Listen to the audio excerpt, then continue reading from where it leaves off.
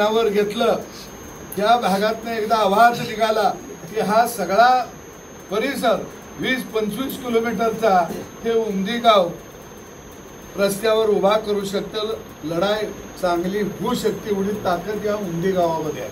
आणि म्हणून निश्चितपणानं आता महिना दीड महिन्यात निवडणुकीचं एक 15-20 दिवसात बिगुल वाजल, महिना दीड महिन्यानं कामाला म्हणजे अंतिम टप्पा येईल। पण आपण आतापासून सुरुवात करायची। पाहुणं पै सगळ्यांना मोबाईलवर चालू एकच छान गोपी छान आपल्यावर कुणी टीका केली तर त्याला मी तेवढंच म्हणेन एकच छान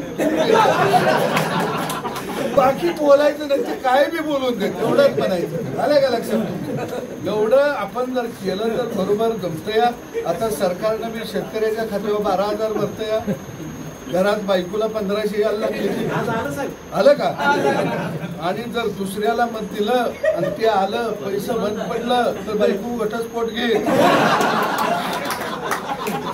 ती म्हणाल तुझ्यामुळं वाटोळं झालं, बरोबर आहे का?